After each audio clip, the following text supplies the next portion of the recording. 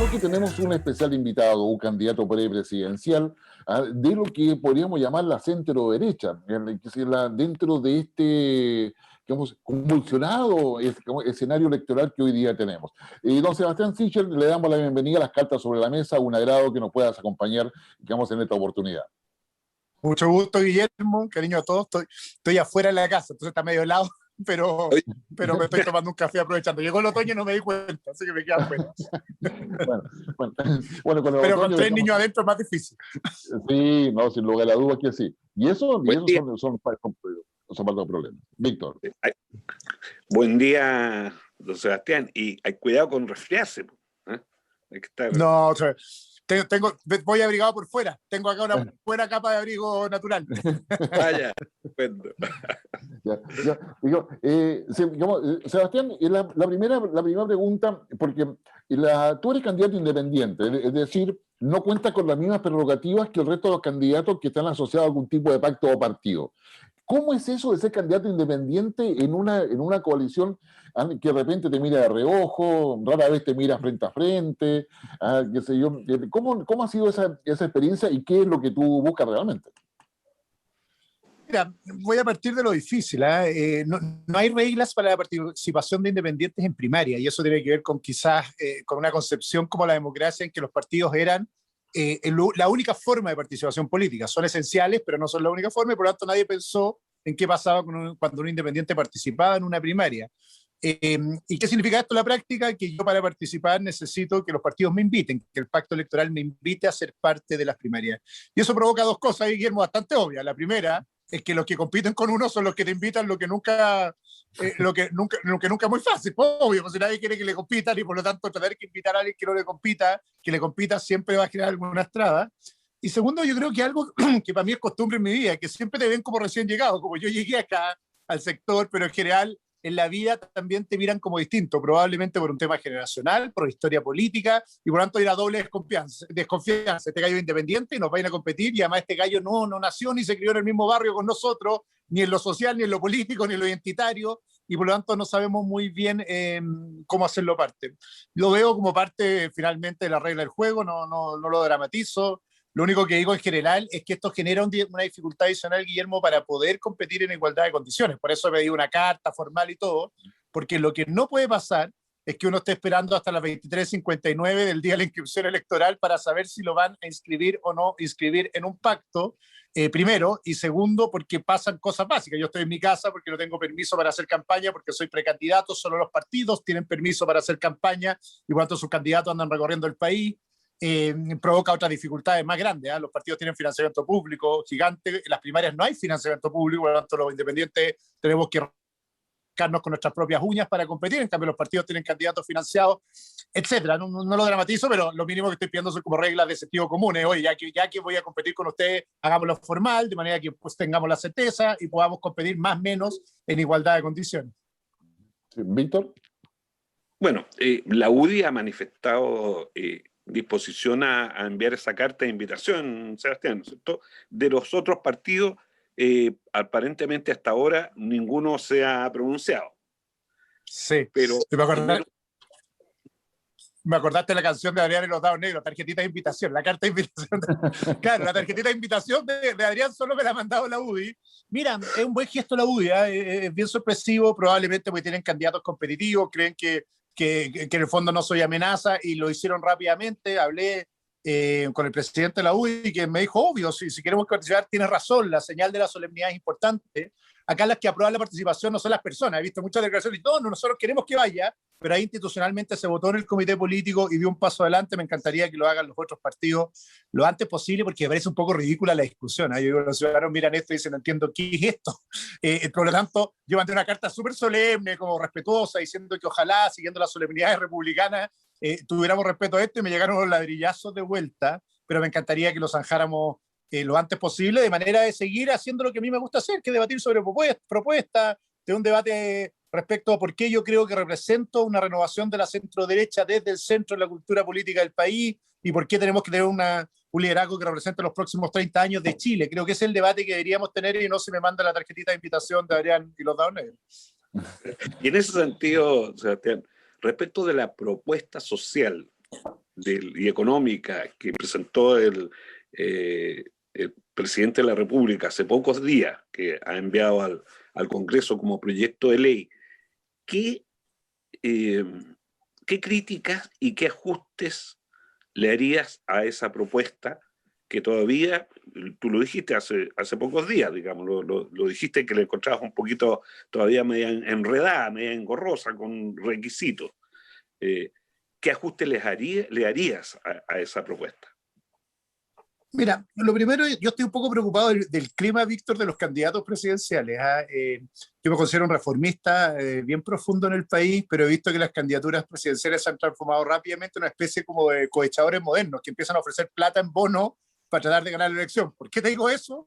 Porque en general creo que en una democracia quien decide cómo se gasta es el que fue elegido para tal, y es el gobierno, el poder ejecutivo. El presidente hizo una propuesta sobre un monto que son 6.600 millones, uno discutirá son muchos, si es suficiente, si es insuficiente, nunca van a ser suficientes en una sociedad con la desigualdad que tenemos, pero hay una propuesta sobre la mesa. Y sobre eso me pronuncio, ¿eh? Lo digo abiertamente porque he visto muchos entusiasmados, como decir quería sacarse el VAT a la FC del 10%, otros que hay que rebajar. Ojo, que a mí me importa mucho el respeto de los candidatos de la discusión política en serio. ¿Y por qué lo digo? Porque la propuesta del gobierno, entendiendo el gasto que propone el presidente, creo que tiene ciertas dificultades de implementación, y lo digo como ex ministro de Desarrollo Social, que hay que mirar con cuidado. La más importante es que yo era de aquellos que creía ciegamente en el registro social de hogares cuando llegué al ministerio. Y es verdad, funciona.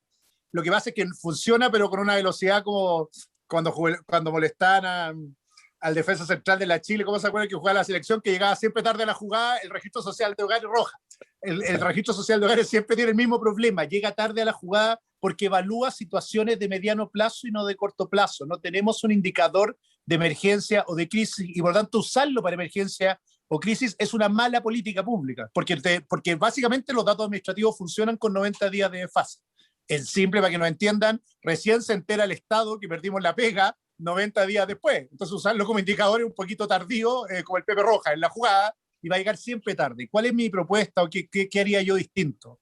Haría un sistema mucho más basado en autorreporte, en que las personas declaren su pérdida de ingresos, con un sistema automatizado, en que el Estado, si la persona declara pérdida de ingresos, lo acepta como una declaración válida. Si miente en la declaración, después por fiscalización aleatoria, sanciona duramente a aquel que miente, pero no comete el error principal que está cometiendo en general en política social, que discrimina de acuerdo a antecedentes que vienen desfasados con el tiempo. Yo creo que esa es la gran diferencia, y eso va a permitir que aquel que necesite llene un formulario, que aprieta send, o sea, ni siquiera llena un formulario, como se hizo con el ingreso mínimo garantizado, pone su renta actual, cuánto decreció, manda, y el Estado transfiere, y si la persona mintió o falló con controles aleatorios, sanciona. Es mucho más fácil, y no cometemos el error que hacemos hoy día, que el Estado se cree un buen selector de crisis, y yo creo que es un mal selector, no insisto, como el Pepe Roja, porque juega más lento que una crisis que tiene esta magnitud y esta velocidad, y por lo tanto no sirve evaluar situaciones de mediano plazo. Si tú podías ganar 2 millones hace 6 meses y hoy día ganar 0, y si tu situación económica es precaria, tanto como si ganabas 600 y ganas 0. El punto es que no vas a saber identificar cuándo pasó esto o no pasó esto, y eso es la molestia de muchos chilenos que dicen, sabe que hay un error de selección, yo lo necesito, gano 0 y me dicen que no lo necesito, quizás hay que dar vuelta. Es verdad que pasan cosas como nos pasó con el bono clase media pasado, yo estaba en el Banco Estado, que hay gente que miente, y lo que hice yo en el Banco Estado, la forma más lógica que quería actuar el Estado, confiar más en las personas y sancionar muy duramente a aquel que miente con la información. Sí, además que yo creo que eso sería un elemento básico para restablecer la confianza entre el Estado y la ciudadanía. Es decir, o sea, digamos, el ciudadano es creíble, pero si miente o trata de engañar al Estado, las sanciones son, digamos, ejemplarizadoras. Yo creo que eso es fundamental, y eso es lo que ha hecho muchos países europeos, efectivamente. Exactamente. Mira, si tenemos, mira, yo me pegué esto en el ministerio y en el banco. Tenemos que acortar el trecho entre el Estado y el ciudadano para la toma de decisiones. Efectivamente, la burocracia estatal ha perdido agilidad por razones obvias, el cambio tecnológico, la brecha de información, etcétera. Entonces, yo creo que hay que volver a confiar a los ciudadanos en política social. Obviamente, con sanciones duras a la infracción, pero tú lo dices, es lo que hacen otros países, hasta para el control del pago del transporte público, hasta recibir ayudas sociales, pero tener sanciones ejemplares que condicionen a aquel que miente con la información. Yo creo que funciona mejor que este Zoom de mediano plazo, y sobre todo, Guillermo, por lo que te decía, el registro social de hogares u otro, entre que va una asistencia social al hogar y pide a la persona la solicitud, pasan 90 días mínimo. Y por lo tanto, efectivamente, la gente que vive al día, del sueldo al día, del negocio informal, de la pega a fin de mes, no tiene capacidad el Estado de reconocer esa necesidad a fin de mes. Y eso es lo que nos está fallando en general el sistema de política social. Sí. Sebastián, uno de los temas que está hoy día en la agenda es el tema de la seguridad pública. Y dentro de la seguridad pública, lo que ha pasado con esta suerte de dejar en evidencia que hay terrorismo en la Araucanía o en la macrozona sur a raíz de un ataque a periodistas, cuando los ataques se vienen ya hace varios meses a la fecha, y hay grupos que son organizados con armamento de guerra, más allá de todo eso. ¿Cuál es la perspectiva que tú tienes respecto a ese tema? Lo primero es eso, qué triste que tengan que tratar de matar a un periodista y dañar a un camarógrafo para que algo que ya era de sentido común lo digamos con todas sus letras, que hay terrorismo, que aquí hay violencia y delincuencia asociada más bien a negocios ilegales más que causas ideológicas, que la trampa que hemos cometido en democracia es creer que hay causa ideológica detrás de esta causa. Yo creo que esa es la excusa, es la pantalla, pero lo que tenemos básicamente son grupos terroristas y delictivos que se han organizado en la Araucanía y en la provincia de Arauco, y que el Estado tiene que usar su instrumental que la misma Constitución le garantiza para actuar. Si hay aquí, bueno, probablemente es trauma de la dictadura, como yo no tengo ni un trauma con la dictadura porque fui opositor, etcétera, de decir, oiga, ¿sabe que la Constitución garantiza herramientas para el Estado cuando ocurren situaciones como esta? Se llaman estados de emergencia constitucional, hay uno en particular que se llama estado de sitio, que permite al Estado actuar con toda la fuerza de ley, usar métodos de investigación distintas, utilizar, si es necesario, las Fuerzas Armadas, si es necesario, pero es una decisión que tiene que tomar la autoridad de la zona, pero usar más herramientas que la estamos usando para detener finalmente esta escalada de delincuencia y terrorismo que se está tomando en la región. Yo creo, hay algo ahí, Guillermo, que tiene que ver probablemente con mi discusión con la generación pasada, como el trauma de la dictadura condiciona todas las decisiones, veo una izquierda que lo que ve aquí es como un idealismo, un buenismo, que en realidad aquí parece ser que hay una causa mapuche detrás de esto, y veo una derecha un poco traumatizada con actuar con el Estado de Derecho, probablemente porque cometieron el pecado y la complicidad con la dictadura. Como yo no lo tengo, creo que en realidad el Estado tiene herramientas de protección y la prioridad número uno es proteger el Estado de Derecho en la región, y bueno, hay que hacer uso de ellas. Y le hemos dado demasiadas vueltas y hemos perdido demasiados vías y hemos tenido demasiada violencia y hemos tenido 800 efectivos de la PDI arrancando de un predio cuando tienen que controlarlo, y cuánto no sé qué más nos falta para algo obvio. Nos faltan dos cosas.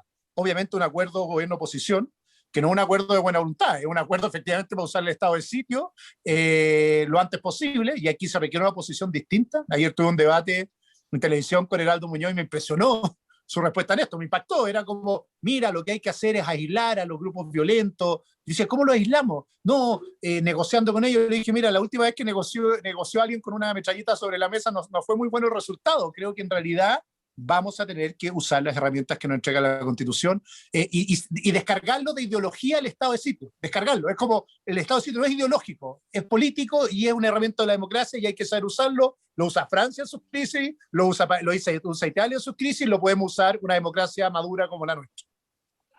Sí, Víctor. Sí, pero al respecto, Sebastián, se habla, como tú dices, del estado de sitio como una herramienta, pero ¿cómo actúa efectivamente el estado de sitio en una situación como la Araucanía? Porque ¿qué herramientas reales te entrega el estado de sitio como para poder detectar y dominar, digamos, y llevar ante la justicia a estas personas que actúan en grupos violentos? Te lo pregunto porque el estado de sitio no es una licencia para hacer cualquier cosa. El estado de sitio, sin embargo, el estado de sitio tiene un problema también, que al poder restringir ciertas libertades con más fuerza, por ejemplo, y crear o poner a gente detenida en lugares que no son cárceles, o probablemente prolongar la detención de las personas, puede también ser un factor de abuso. Que la verdad es que a lo mejor teóricamente el estado de sitio puede ser una buena herramienta, pero el problema está en el tipo de instituciones que tenemos para aplicarla. Los hechos que hemos tenido, te digo, los hechos que han pasado con Carabineros,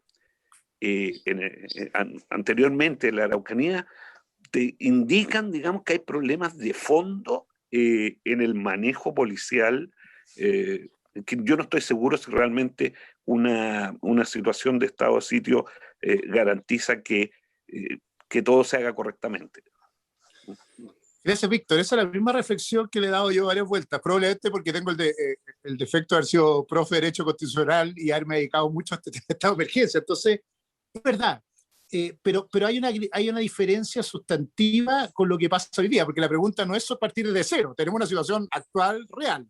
Con la PDI no pudimos intervenir en Pucuicuy, ayer o anteayer balearon a periodistas, se han quemado casas continuamente, y por lo tanto uno dice, ¿qué hacemos? Lo que estamos haciendo no es eficaz, ¿cierto? No es eficaz porque evidentemente la escalada sigue.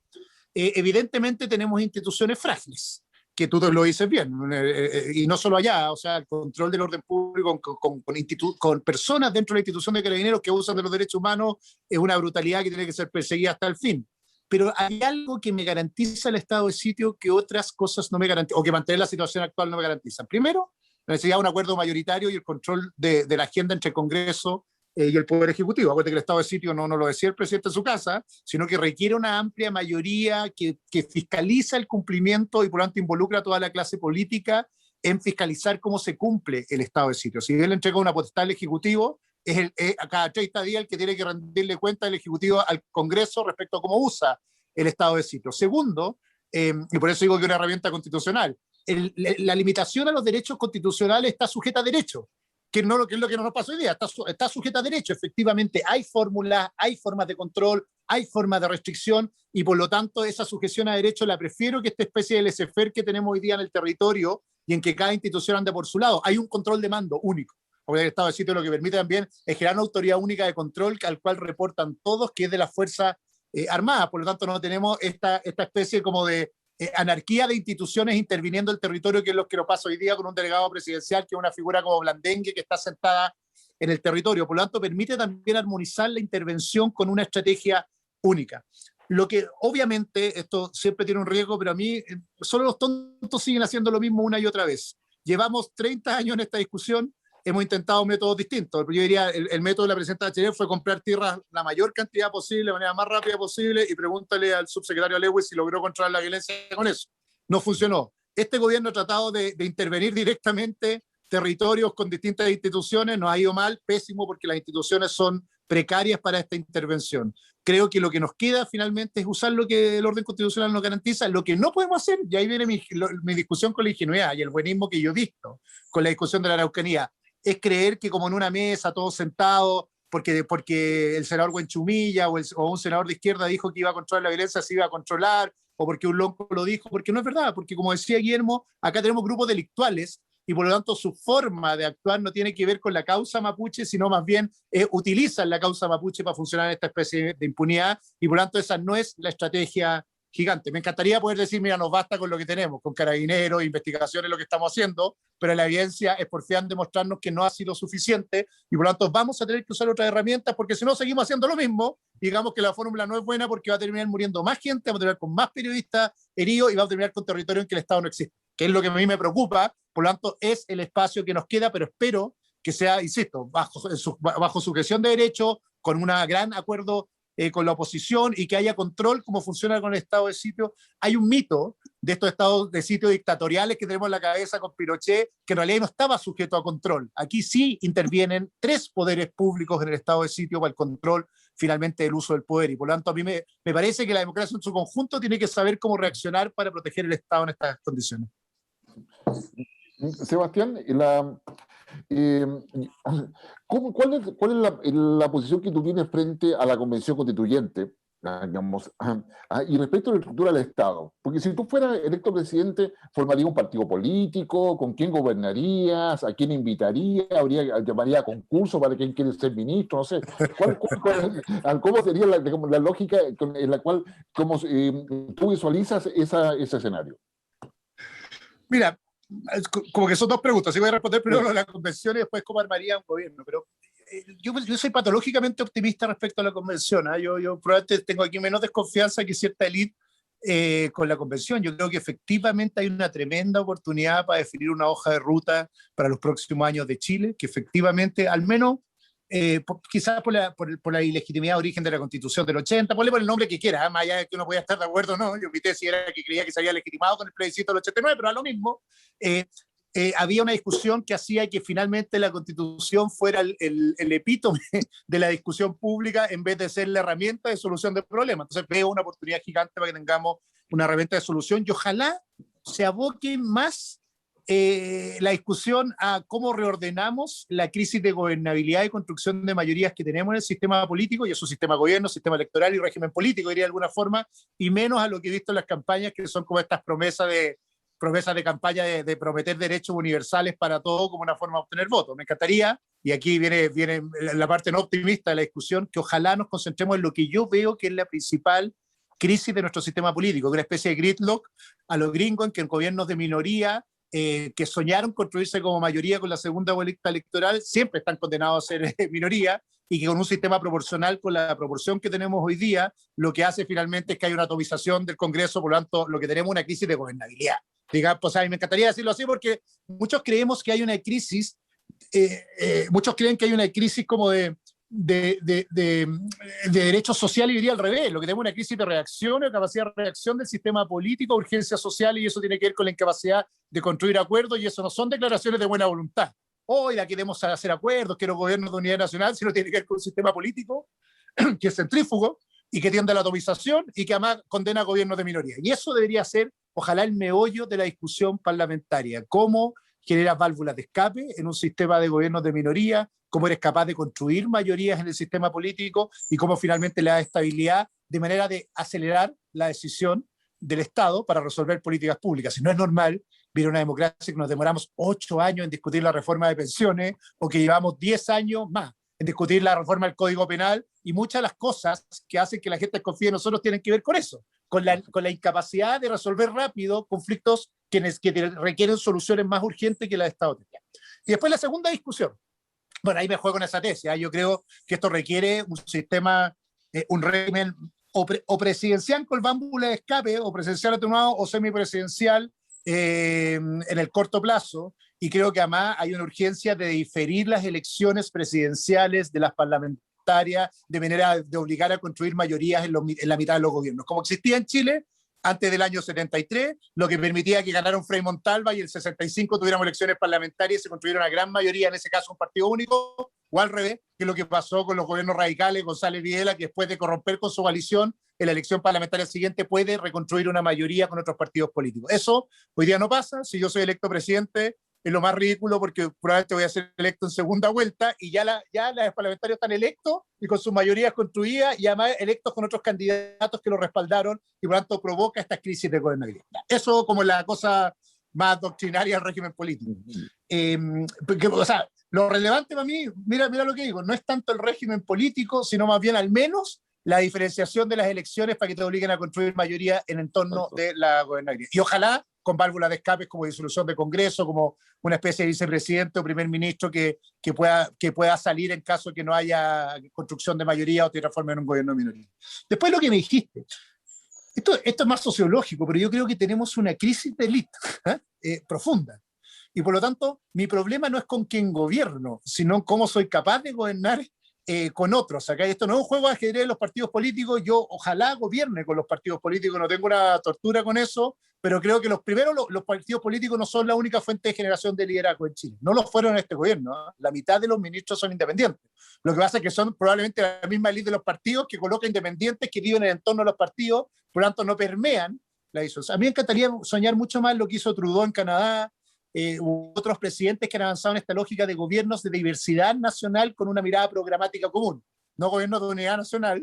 Y aquí difiero lo que dijo la vida, un gobierno entre el Alvear, Insulza, yo y él, creo que sería un desastre para la crisis de la ciudadanía que tenemos, sino más bien me imagino un gobierno que es capaz de permear a las élites con orígenes socioeconómicos, culturales, distintos a lo que tiene la élite tradicional. Si la gran diferencia que tiene probablemente nuestro gobierno, o la crisis de empatía que tiene este y los anteriores, es que la génesis de los grupos políticos son como de las mismas familias, independiente de qué tipo de élite se formen. Unas serán culturales, otras serán de centro izquierda, otras serán de derecha, y me encantaría soñar con un gobierno en que llega alguien de Cholchón al gobierno, que alguien que estudia en otra universidad, que tiene otra trayectoria, de vida, pero que también representa otros mundos culturales, eso no es tan difícil. Los colegios se parecen, perdón, los ministerios se parecen demasiado a un curso de colegio, demasiado, lo digo en serio. Si uno hace un trazado, son como el 90% son un poquito compañeros de colegio, y yo creo que deberíamos generar un gobierno de universidad. ¿Cómo buscarlo? Yo creo que dos cosas. La óptica de la descentralización tiene que ser capaz de levantar liderazgos sociales y de regiones mucho más fuerte de lo que está haciendo.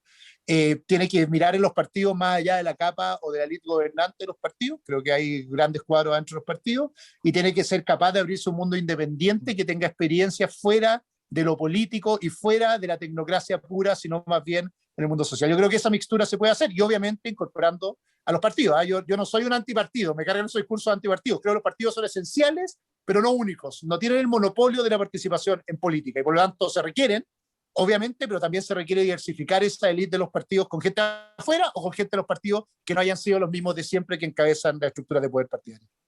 Víctor, ya estamos en la última pregunta, ya nos queda poquito tiempo. Sebastián, tú de alguna manera representas lo que estás diciendo, que es una fuerza renovadora de la política en el centro, con la centro derecha, digámoslo así. Algo que pocas veces se ve, digamos, porque un independiente que se arriesga a eso, que pelea un espacio, en fin. Una posibilidad que efectivamente yo creo que va a ocurrir, que tú vas a ir a esta primaria en la centro derecha, con todas las desventajas que tiene ser candidato independiente, y una posibilidad sería obvio que llegaras a ser presidente de la República, digamos. Pero también está la posibilidad de que no sea así. ¿Cuál es tu horizonte en ese caso? ¿Tú vas a seguir en política? Si no fuera así, si tú no llegas a la presidencial, digamos, ¿sigues en política? ¿Es tu vocación? La idea tuya es formar un partido hacia el futuro. Un poco, es una pregunta más personal, pero es importante desde el punto de vista de lo que uno imagina de un liderazgo que se pueda proyectar en el tiempo. Voy a decirle a mi mujer que se entre para que no me escuche la respuesta.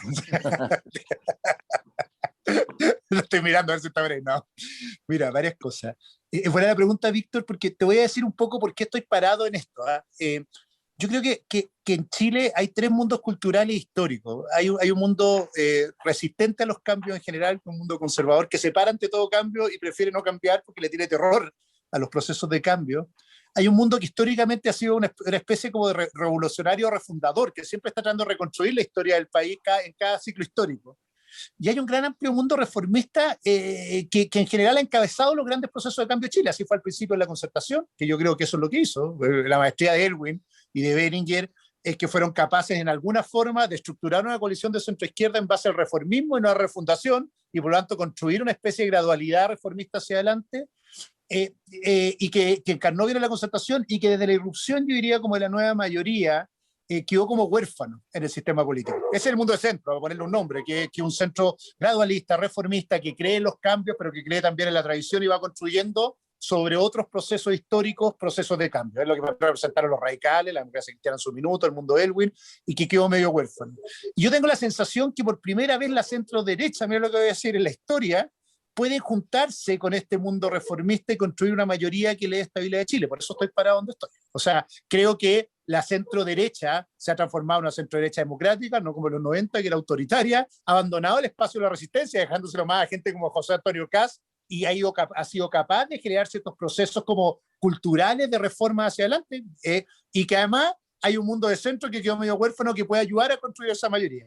Entonces, a la pregunta tuya, no es que me esté escapando diciendo, bueno, lo primero, para mí, la épica de lo que viene no solo son los próximos 30 años, que es lo que he dicho, sino cómo finalmente esta centro derecha puede proponer las reformas que conduzcan al desarrollo del país, entendiendo dónde están las prioridades hoy día o las urgencias hoy día del país, y en lo personal, ser un líder que encarne ese mundo reformista y que mueva la aguja de este sistema. Me encantaría hacerlo como presidente, porque uno lidera una coalición y es capaz de romper este círculo Bachelet, Piñera, Bachelet, Piñera, Bachelet, Piñera, sí, no, que me tiene medio agotado, y encabezar este proceso en que el reformismo se toma esta nueva alianza con un centro moderno, una centro derecha moderna, y deja un poquito más arrinconado al mundo como refundacional en el mundo del Frente Amplio o la izquierda democrática que como creo que se desorientó y quedó atrapada en ese discurso.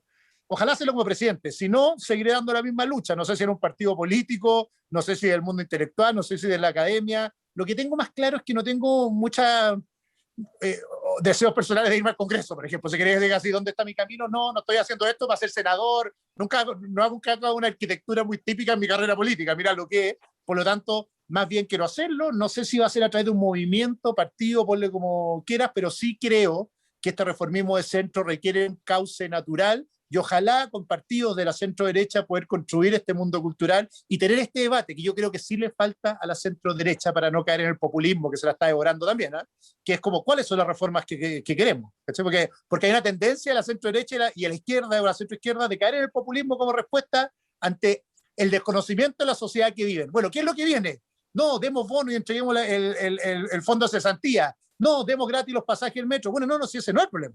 ¿Qué tipo de reforma queremos el sistema de pensiones? ¿Cómo avanzamos en impuestos negativos? ¿Qué en realidad queremos del Estado? Creo que esa reflexión es la que me gustaría encabezar. Ojalá como presidente, pero si no, o como movimiento cultural, político, no sé si un partido. Yo cada día creo que armar partidos, hay demasiados partidos en el sistema político, pero sí un movimiento que influencie los partidos políticos actuales desde dentro para tener una discusión de dónde debería estar el país en los 30 años final. Perdón, Víctor, sé que esto es largo, pero hay 4 cambios que está viviendo Chile fundamentales.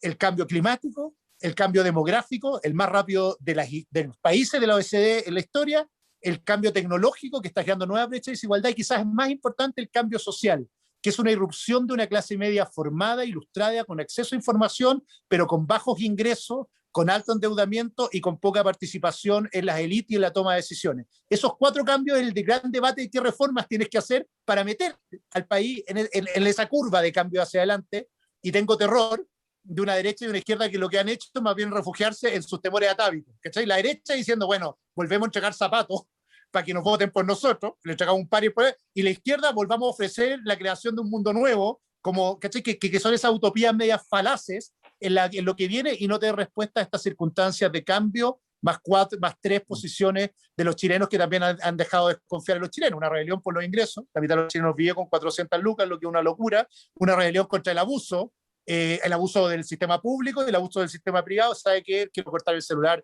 déjeme cortarlo, no me haga hacer una procesión para hacerlo. Y una rebelión contra los privilegios, está bien que yo dependa de mi esfuerzo, pero pucha que cuesta, o pucha que tengo que nadar yo para llegar al otro lado, mientras algunos nacieron en la otra orilla del río y no tuvieron ni que nadar para que llegaran donde llegaron. Entonces, creo a estos 4 cambios y a estas 3 rebeliones tenemos que dar respuestas, y a eso es lo que quiero contribuir. Las campañas no son para eso, yo sé. Siempre que digo esto, alguien adentro me dice, no, si lo que hay que hacer es prometer cosas, pero voy a dar la pelea para que la campaña sea esto. Y ojalá, ganando en un gobierno, generar la esperanza de esos 30 años, o perdiendo, crear un cambio cultural en la política chilena, ayudar al cambio cultural para que esta sea la discusión.